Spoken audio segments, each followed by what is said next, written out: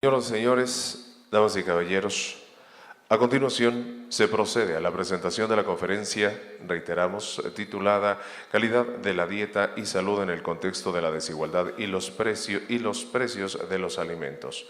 Para ello, tenemos el gusto y el honor de dar la más cálida bienvenida a nuestro ponente.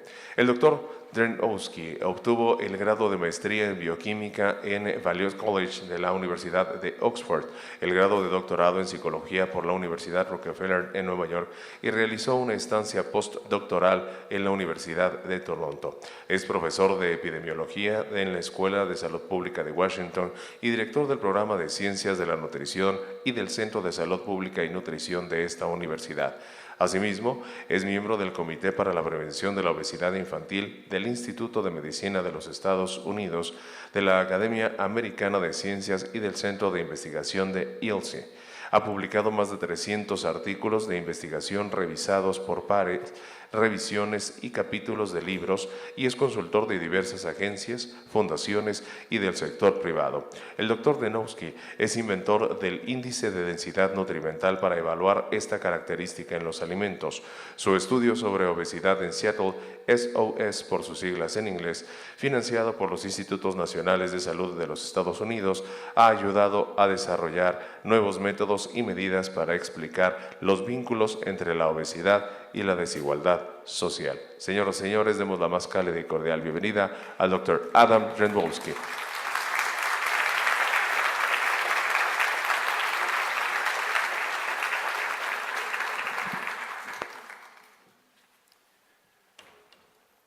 Good morning, everybody. It is a great pleasure for me to speak at a medical institution and a renowned hospital. I began my career in obesity research in 1971 as a very young graduate student at the Rockefeller University Hospital in New York. And I spent several years at Rockefeller University Hospital working in the division of nutrition, metabolism, and human behavior with Professor Jules Hirsch. So I too have clinical beginnings. But since that time, my research on obesity has evolved, and these days, my research really is on geography and economics. But the clinical background is always very useful. So let me begin with the problem. Both Mexico and the United States have an obesity problem. And there have been a number of joint efforts, symposia, meeting, and research projects to address this important issue. But I would say that the problem in the United States and the problem in Mexico are not quite the same. First of all, in the United States, obesity largely affects the poor or the near poor. So on this slide, you see at the top left county-level estimates of obesity among adults. On the right-hand side, you see county-level estimates of diabetes. And down below, you see percentage of population living in poverty. And essentially, that is the same map. That map is at the level of counties. But health jurisdictions and ministries of health and local health agencies like to have maps at a much finer geographic resolution. State-level maps, county-level maps are not that useful. You really want to see the distribution of obesity by neighborhood. And this is where our research in Seattle comes in. If you go down below county level, King County, where Seattle is one of the healthiest counties in Washington state. But when you start looking at the social determinants of health and start looking at social disparities within the city or within King County, you see that the city is divided into rich and the poor. And so on this map, you see a map of Seattle, situated between Pacific Ocean on the left and Lake Washington on the right. There's another lake, Lake Sammamish, on further right. The areas in green are the rich areas. So these are the areas where Microsoft is situated, and that is where Bill Gates lives, on the lake. The areas which are lower income follow the freeway. And you see that the lower income areas are mostly in South County. So in Seattle, the rich live to the north, and the poor live to the south. And the rich also live to the east where Microsoft is. And very preliminary data for obesity rates by postal code are published here on the right. And as you see here, there are more obesity hotspots down south towards the south end of the map. What we have done is to unlock data from health insurers. Group Health, a big health insurer in Seattle, insures about 300,000 people in the Puget Sound area. And they let us have the data from their enrolled population at the census tract level. Data with the actual addresses are very difficult to come by for confidentiality and privacy reasons. But here we had data on 59,000 people aggregated to the census tract. So as you see here, the pale areas around the lake had very little obesity, and the areas to the south had a lot of obesity, and the difference between the two was in the order of 600%. We went from 5% prevalence of obesity to 30% prevalence of obesity, depending on where people lived. So you have gigantic differences within a single city, depending on social conditions, address, the neighborhood, the environment. We found very much the same thing for diabetes. Again, more diabetes in South County. And we found very similar data for the metabolic syndrome. So those kind of microdata are very useful for health planners, because then you can identify specific areas and neighborhoods to target your interventions. And actually, we have now gone even further, because we are now able to microsimulate obesity rates at the level of the census block. And this is never before done. Microsimulation allows us to see potential hotspots for obesity. And let me tell you, the multi-million-dollar estates on the lakefront are not suffering from the obesity epidemic. And so this actually poses some questions about the genetic mechanism of obesity, the behavioral deficits.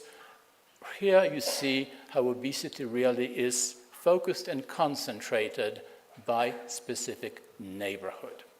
And I suspect, given similar spatial data, you might find something very similar for this country of Mexico in the first place, and for the city of Mexico in particular.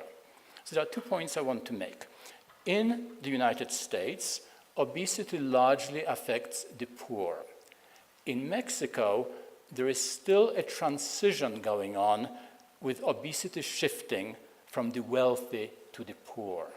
So for example, based on data from a number of papers published by the Institute of Salud Pública in Cuernavaca, the areas in Mexico affected by obesity the most are still in the north, not in the south, and yet the difference in BMI between the north and the less developed areas in the south are small. I'm quoting here Julio Frank, who was the Minister of Health from Mexico and is now president of the University of Miami.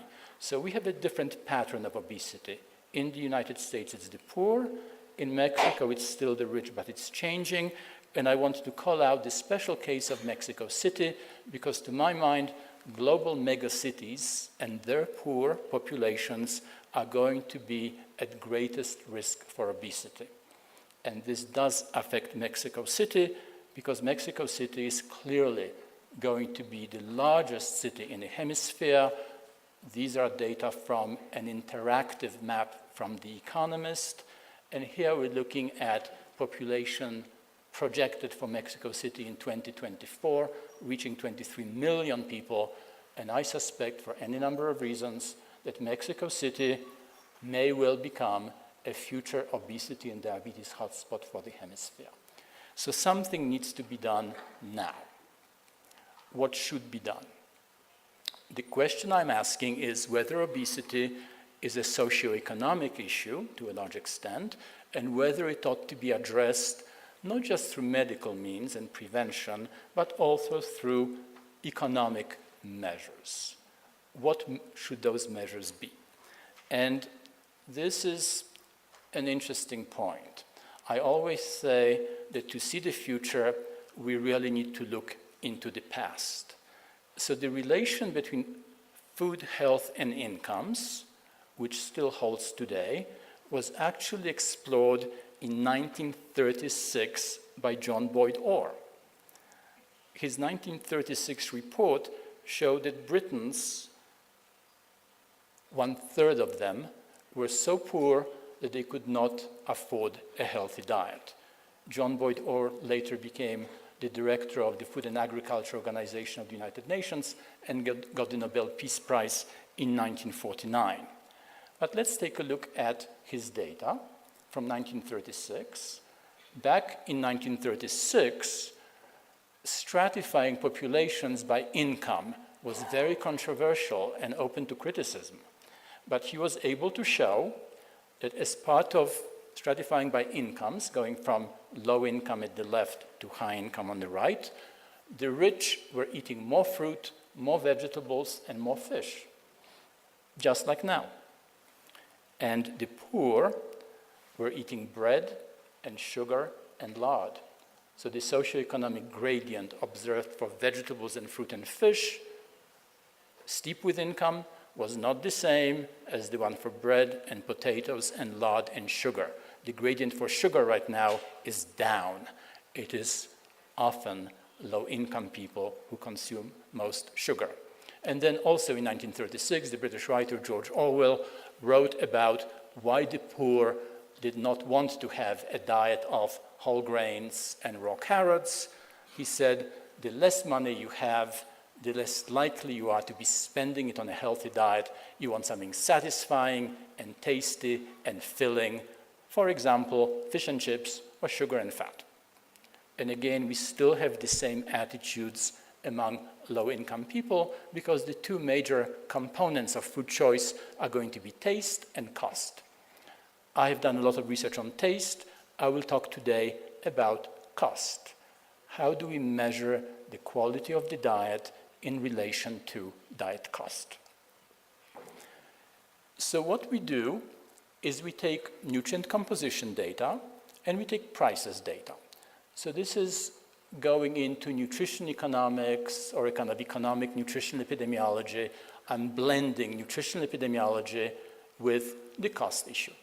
Because to some extent, diet quality and its relation to health is confounded by diet cost and socioeconomic status. So the question I'm going to be asking is, which foods give you most calories per dollar, and which foods give you most nutrients per dollar? And I'm going to be looking at data from the United States, but also looking at some unpublished data for Mexico. So keep these three concepts in mind. I will be talking about energy density, calories per gram, nutrient density, nutrients per calorie, and energy cost, calories per dollar or per peso, and nutrients per dollar. So remember those things: energy density, nutrient density, energy cost. Now, when we come to energy density, one thing to remember is that energy density is largely driven by the water content of foods. So if we go from water to oil, we go from 0 calories per gram to 9 calories per gram, with everything else in between. So when you start looking at the cost of various foods, on a per gram basis, vegetables and fruit and eggs are cheap, and meat and poultry and fish, and everything else is expensive. I'm picking out 3 colors, sugars and sweets, grains and fats, to show you how the prices and energy density play out both in the United States and in Mexico.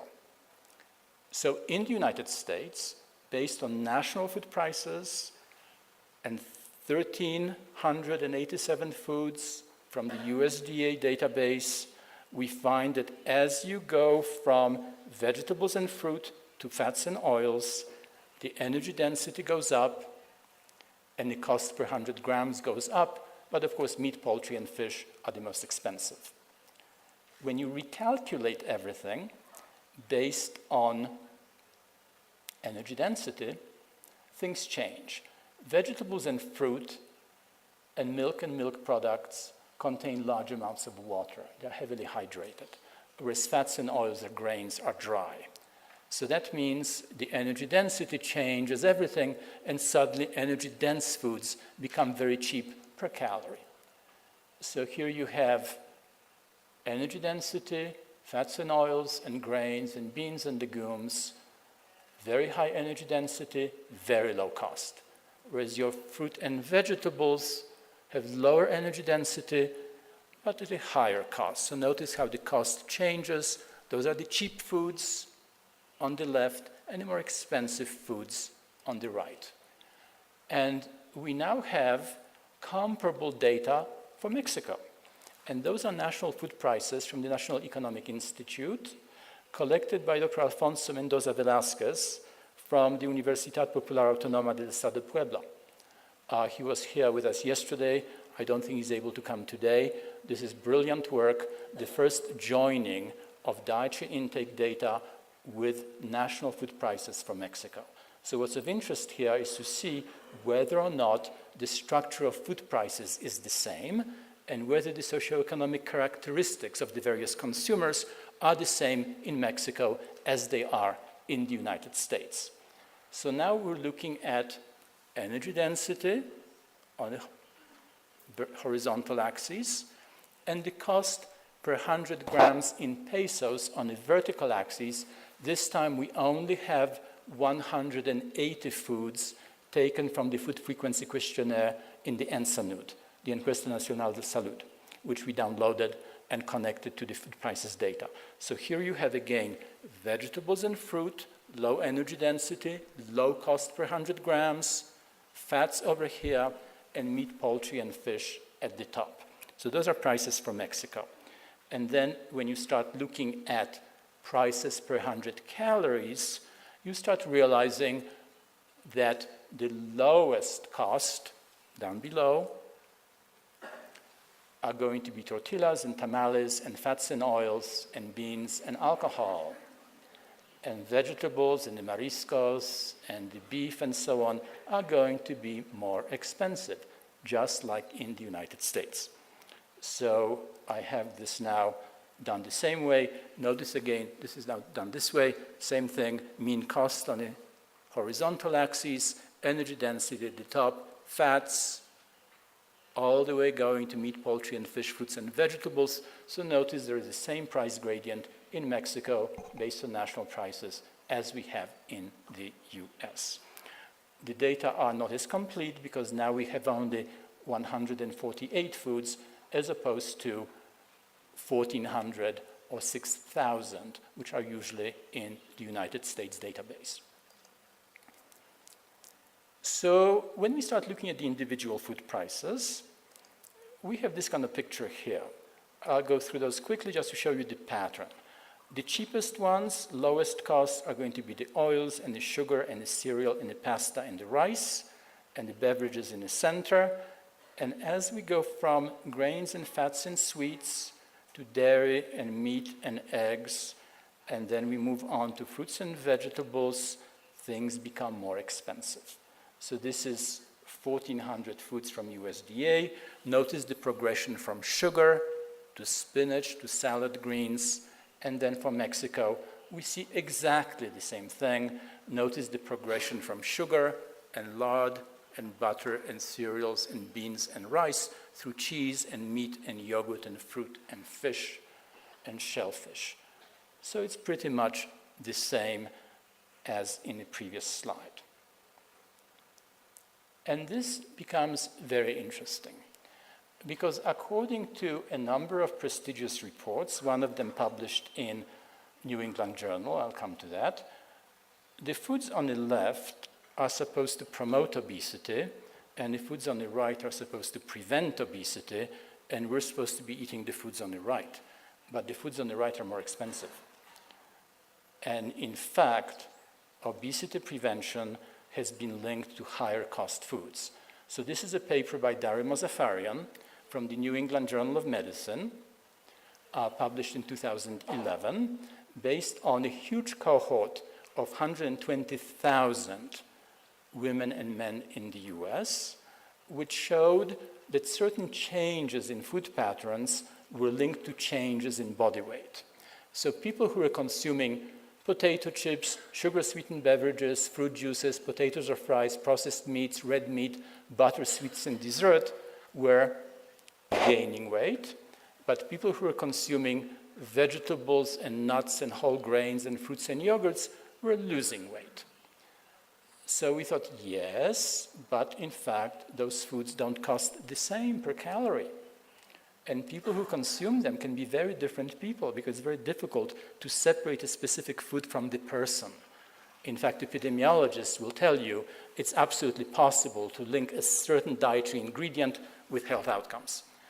Sociologists will tell you the opposite. Sociologists will tell you that it is impossible to separate the food from the person, and anthropologists and ethnographers will tell you it is impossible to separate the food from the person from the culture. So it all becomes very complicated. Just to elucidate this, we looked at some prices in France. So these are pretty much the prices from the slide in Dario Mozaffarian's paper. Oil, pasta, white bread, biscuits, sweets, potato chips, whole grain bread, cheap. Energy cost, euros per 100 calories, in some cases as little as 1 euro cent. But when you go to fish and lettuce and strawberries, your costs go up 300 times. And these are prices from France, and these are prices from Mexico. So in fact, the cheapest source of calories in Mexico is actually not going to be sweets, it is not going to be beverages, it is going to be lard and tortillas and fried potatoes and sweet cookies. Those are the cheapest foods which provide the bulk of calories in the Mexican diet, especially for low-income people. So again, think in terms of the obesity-promoting foods, obesity-preventing foods, and think of a difference in cost. So there are ways of looking at nutrient density, and I will not go into those in great detail. I'll just show you that we have, in fact, measured nutrient density through a number of nutrient profiling methods. There are ways of doing nutrient profiling, but essentially nutrient profiling means looking at nutrients with respect to calories. It's nutrient to calorie ratio. And very often, nutrient profiles incorporate the good beneficial nutrients, vitamins and minerals, as well as the nutrients to limit, fat, sugar, and sodium. What I did for Mexico is something very simple. Anybody can do it if they have access to the nutrient composition data. I created a naturally nutrient-rich score for Mexico based on 7 nutrients only: protein, fiber, vitamin C, vitamin D, calcium, iron, and potassium. The Mexican database does not have added sugar. So the component on the right still waits to be developed. So I'm just giving you data for the component on the left only. The naturally nutrient-rich score, vitamins and minerals and protein and fiber. And as you see here, this is how the foods play out. On the left side, you have foods which have no nutrients of interest picked up by this score. So obviously it's going to be fats and the sugar and the sweets. On the right, you have the nutrient-dense foods based on a score custom developed for Mexico.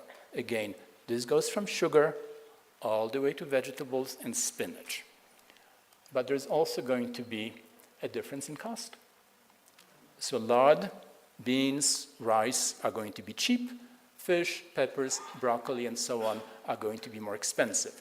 Nutrient density on the vertical axis, energy cost on the horizontal axis, you go from cheap to expensive, and the data from Mexico are in fact exactly like the data for the United States.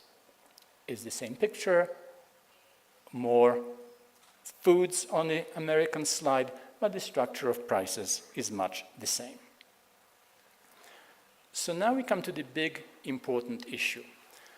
The real issue is not so much whether healthy foods cost more, but healthy foods are the mainstay and the beginning of a healthy diet. So if you eat healthier foods, which are more expensive, then your diet will be more expensive as well, on the average. So this is where we started calculating the cost of diets. And we calculate the cost in the same way as we always do. In a particular case for Mexico, we took the dietary intake data from the food frequency questionnaire in Ensenada. We took the nutrient composition data for the 148 foods that I just told you about.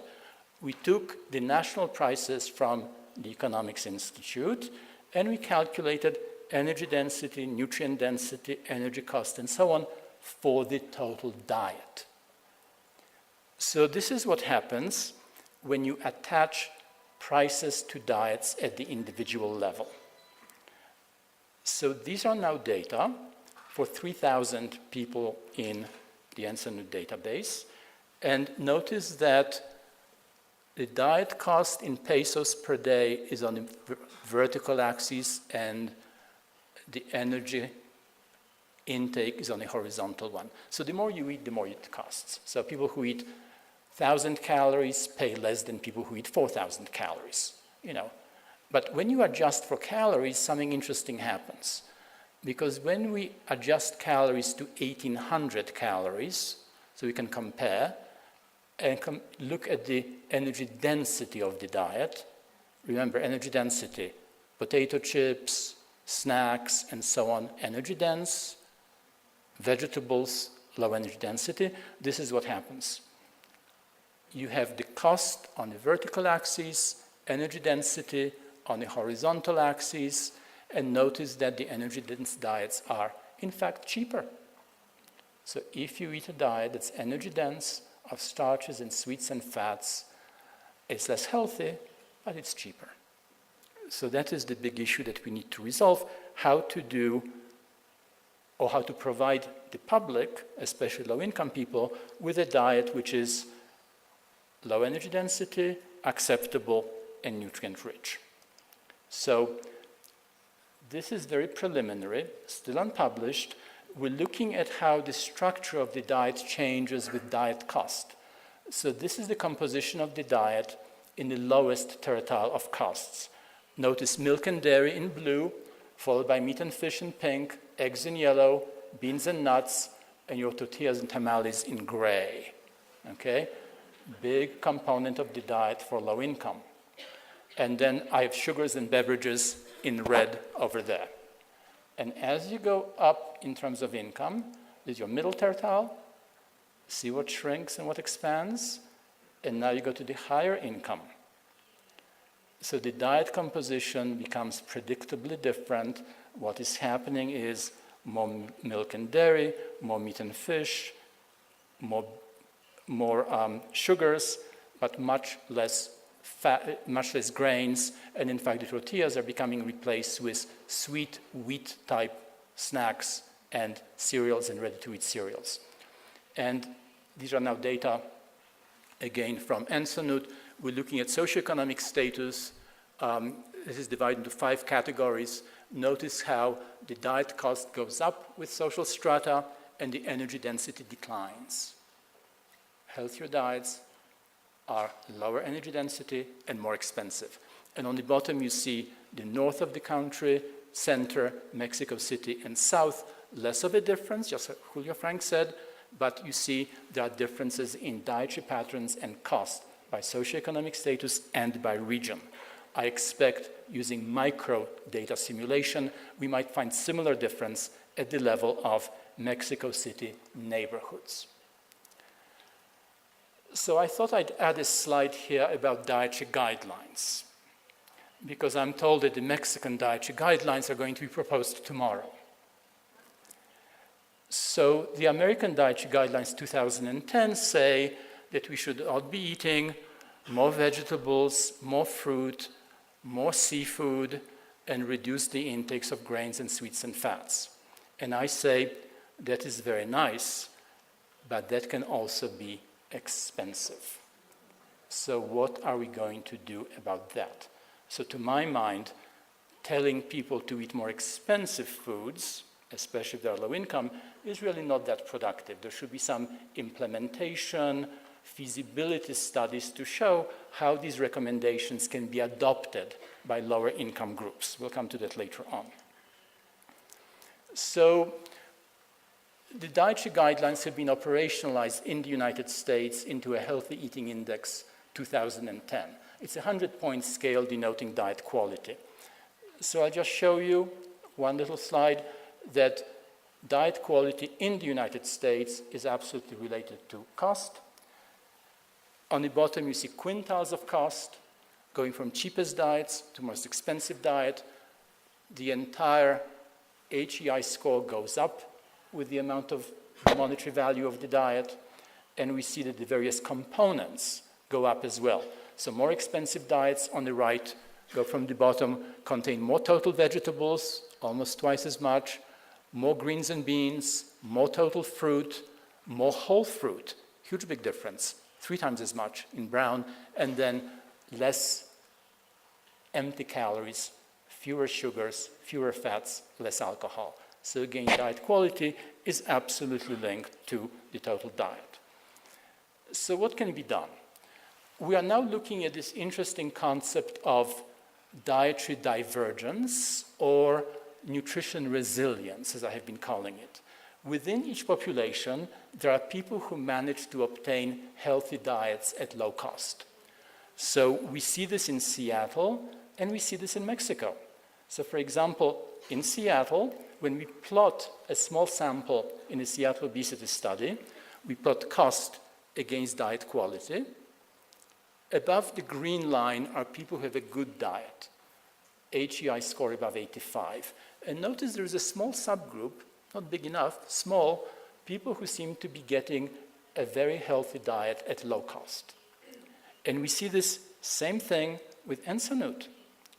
So we see this with the Ensanut database, where we have the energy-adjusted diet cost and the mean adequacy ratio, nutrient adequacy. And again, there are going to be people picked out in color who are getting healthy diets at low cost. And right now, we're trying to figure out who are those people, what are their attitudes, what are their behaviors, what are their food choices, and what are they doing right that we can learn from them. Because it is possible to eat better for less, but it is not easy to figure out how to do it, especially if you have a large family and low income. But it's possible, and it can be done. So just to summarize, going back to the US, low-income people have poor diets and are more likely to be obese. The geographic studies bring out the social gradient into sharp relief, and obesity clearly in the US is a socioeconomic issue. In Mexico, things are more complicated. The obesity started with the affluent groups. It is now transitioning to the poor. Mexico City, I suspect, will be a hub of obesity and diabetes in years to come, and public health measures and medical preventive measures need to be put in place. Food prices do play a role. The question then becomes how to make, on one hand, healthy, nutrient-rich food available at affordable price. That's the first thing. And the second thing is, how can we make sure that the public, the population, really takes advantage of the available foods. And here in Seattle, for example, we're persuaded that cooking skills and being able to cook at home actually does improve diet quality without improving costs. So there's clearly a role here jointly for both government and regulatory agencies and for industry to make sure that the food supply becomes nutrient-rich, affordable, accessible, culturally appropriate, good tasting, and sustainable. Thank you.